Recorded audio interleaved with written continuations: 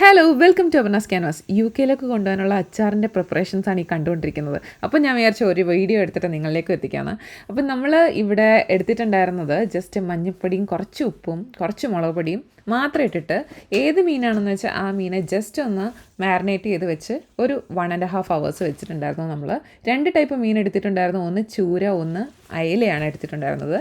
ചെറിയതായിട്ട് cut ചെയ്തിട്ടാണ് ഇത് രണ്ടും എടുത്തിട്ടുണ്ടായിരുന്നത്. ജസ്റ്റ് എന്നിട്ട് ഈ ഒരു 1.5 hours ശേഷം നമ്മളതൊന്ന് വറുത്തെടുക്കുകയാണ്. നല്ലപോലെ നമ്മൾ നോർമലി വറുക്കുന്നതിനേക്കാളും ഒന്ന് മുന്നിൽ നിൽക്കുന്ന രീതിയിൽ നമ്മൾ ഒന്ന് മൂപ്പിച്ചെടുക്കണം. വേറെ മസാല അല്ലെങ്കിൽ ഇഞ്ചി, വെളുത്തുള്ളി ഇതൊന്നും നമ്മൾ ഈ ഒരു ടൈമിൽ ആഡ് ചെയ്യുന്നുണ്ടായിരിക്കുന്നില്ല.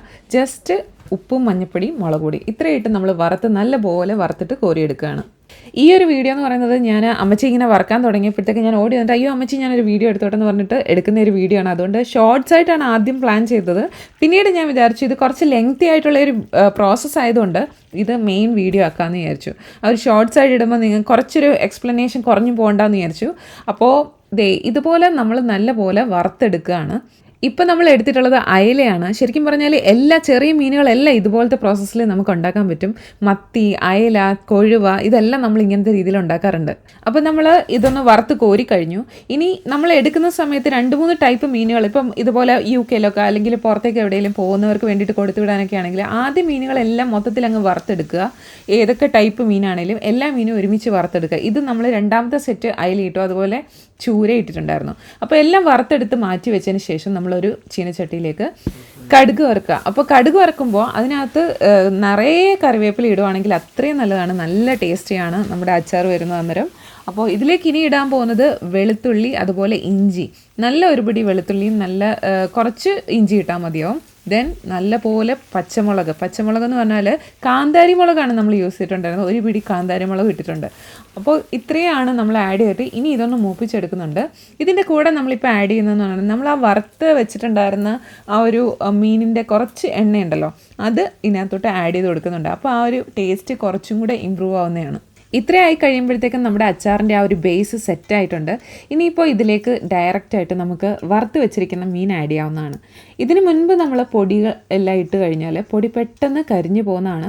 അതുകൊണ്ട് തന്നെ നമ്മളിപ്പോൾ 2 ചട്ടിയിലായിട്ടാണ് ഇതിപ്പോൾ മാറ്റിയിരിക്കുന്നത്. രണ്ട് അച്ചാറിടാൻ വേണ്ടിയിട്ട്, ഒന്ന് അയലയും ഒന്ന് ചൂരയും. അപ്പോൾ മീനാണ് ആദ്യം നമ്മൾ ഇട്ടിട്ട് ജസ്റ്റ് ഒന്ന് ഇളക്കിയെടുക്കുകയാണ്.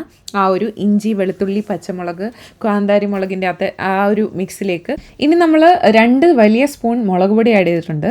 മുളക് പൊടി ഇവിടെ നമ്മൾ പൊടിച്ചെടുക്കുന്ന ആയതുകൊണ്ട് തന്നെ എരിവ് കുറവാണ്. അപ്പോൾ നല്ല കളറും കിട്ടുന്ന മുളക് പൊടിയാണ്, ആ ഒരു കൊഴുപ്പും കിട്ടും നല്ലപോലെ. അപ്പോൾ എരിവുള്ള മുളക് പൊടിയാണ് നിങ്ങളുടെ കയ്യിലുള്ളതെങ്കിൽ കുറച്ചിട്ടാൽ മതിയാവും. ഇതിപ്പോൾ 2 സ്പൂൺ നമ്മൾ ആഡ് ചെയ്തിട്ടുണ്ട്. ദെൻ കുറച്ച് ഉലുവ ആഡ് ചെയ്തിട്ടുണ്ട്. ഇനി ഇത് നന്നായി യോജിപ്പിച്ച് നല്ല പോലെ മിക്സ് ചെയ്തതിന് ശേഷം നമ്മൾ ആഡ് ചെയ്യുന്നതാണ് വിനീഗർ ശരിക്കും ഒരു 4-5 ടേബിൾ സ്പൂണോളം ഒഴിക്കുന്നുണ്ട്.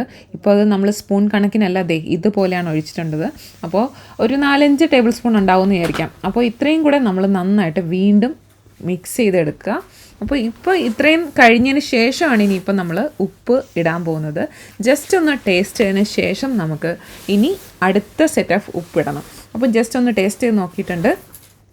അപ്പോൾ കുറച്ചും കൂടെ നമുക്ക് ഉപ്പ് ആഡ് ചെയ്യണം. അപ്പോൾ നമ്മളൊരു 2 ടീസ്പൂൺ ഉപ്പ് ആഡ് ചെയ്തിട്ടുണ്ട്. എന്നിട്ട് നല്ല പോലെ വീണ്ടും ഇളക്കി കൊടുക്കുക.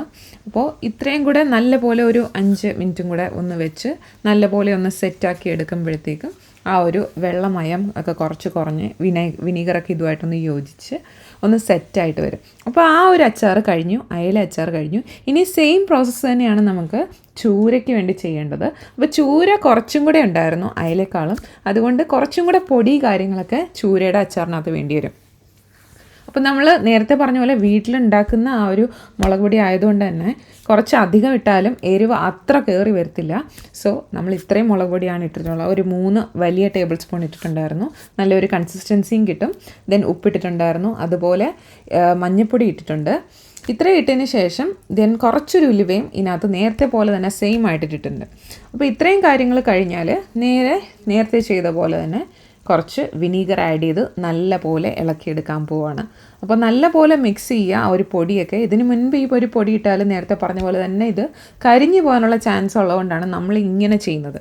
അച്ചാറുകൾ പല രീതിയിൽ ചെയ്യാം. അപ്പോൾ നമ്മുടെ ഒരു വേ ഓഫ് മേക്കിംഗ്, എന്താ പറയുക, നമ്മുടെ ഈ ഒരു അച്ചാറിൻ്റെ ഒരു മേക്കിംഗാണ് ഞാൻ ഈ കാണിക്കുന്നത്.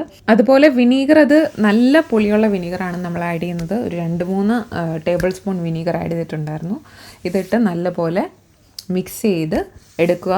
ഒരു 5 മിനിറ്റ്സ് നേരത്തെ പോലെ ചെയ്ത പോലെ തന്നെ സെയിം ആയിട്ട് ഒന്നും കൂടി ഒന്ന് ഇളക്കിയെടുക്കുക. അപ്പോൾ ഇത്രയേ വേണ്ടതുള്ളൂ. അച്ചാർ മേക്കിംഗ് വളരെ ഈസിയാണ്. കൊഴുവ എനിക്ക് ഏറ്റവും ബെസ്റ്റായിട്ട് ഇഷ്ടമുള്ളൊരു അച്ചാറാണ്. ചെമ്മീൻ്റെയൊക്കെ അച്ചാറിനേക്കാളും അടിപൊളി ടേസ്റ്റായിട്ട് കിട്ടുന്ന ഒരു അച്ചാറാണ് കൊഴുവ. എനിക്കങ്ങനെ ഫീൽ ചെയ്തിട്ടുണ്ട്. അപ്പോൾ താങ്ക് യു ഫോർ വാച്ചിങ്. നിങ്ങളും ട്രൈ ചെയ്ത് നോക്കുക, ട്രൈ ചെയ്തിട്ടില്ലെങ്കിൽ. അപ്പോൾ അച്ചാറിടുന്നത് അത്ര വലിയ പണിയൊന്നുമല്ല. അപ്പോൾ ഇത്രയേ ഉള്ളൂ. Thank you for watching. By.